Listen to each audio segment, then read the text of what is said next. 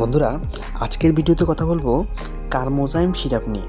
কারমোজাইম syrup এই ওষুধটি ম্যান্ডাইন pharmaceuticals private limited এই কোম্পানি তৈরি করে।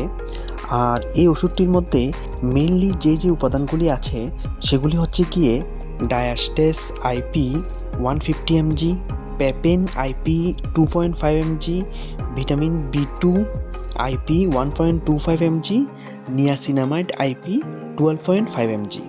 তাছাড়াও আরও অন্যান্য কিছু উপাদান অ্যাড করা আছে, এখানে কম্পোজিশনে এগুলি দেওয়া আছে, আপনি ইচ্ছা করলে ভিডিও পজ করে দেখতে পারেন। আর মনে রাখবেন, এই কারমোজাইম সিরাপটি মেইনলি এটা একটা digestive enzyme with vitamin B2 and niacinamide. Digestive enzyme কি?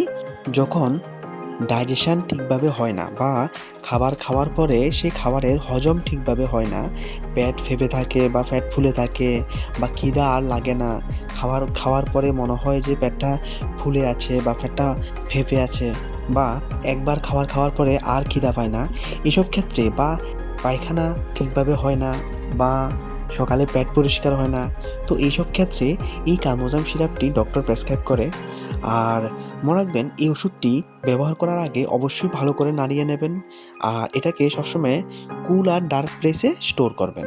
আর বন্ধুরা, আরেকটি কথা হচ্ছে গিয়ে যে ডোসেস কতটুকু পরিমাণে এটাকে নিতে হয়। তো ডোজ হচ্ছে গিয়ে 10 ml বা 2 চা চামচ ফুল ডেইলি 2 থেকে 3 বার নেওয়া যেতে পারে খাওয়ার পরে বা আফটার মিলস। মনে রাখবেন, আপনার ডক্টর আপনার জন্য যে ডোজ প্রেসক্রাইব করেছে আপনি ওই ডোজ হিসাবেই কিন্তু এটা ব্যবহার করবেন। যদি ডক্টর 2 টাইমস দিয়ে থাকে তাহলে 2 টাইমস নেবেন, আর যদি ডক্টর 3 টাইমস দিয়ে থাকে তাহলে 3 টাইমস নেবেন। সেলফ মেডিকেশন করবেন না। এই ওষুধটির গায়ে একটি কথা লেখা আছে যে appropriate overages of vitamins and enzymes added to compensate probable loss on storage. এই কথাটার অর্থ কি? এই কথাটার অর্থ হচ্ছে গিয়ে স্টোরেজের সময় এই ওষুধটার মধ্যে যে অ্যাড করা ভিটামিনস আর এনজাইমগুলি আছে এগুলি কিন্তু ধীরে ধীরে লস হয়ে যায় বা ডিগ্রেডেশন হয়ে যায়।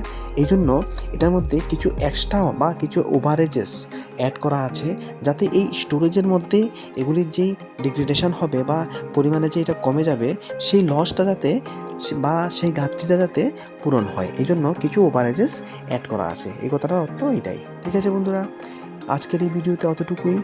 ইনফরমেশনগুলি ভালো লাগলে ভিডিওটিকে একটি লাইক অবশ্যই দেবেন, আর অবশ্যই চ্যানেলটিকে সাবস্ক্রাইব করবেন যদি চ্যানেল নতুন হয়ে থাকেন। আর ভিডিওটি দেখার জন্য অসংখ্য ধন্যবাদ।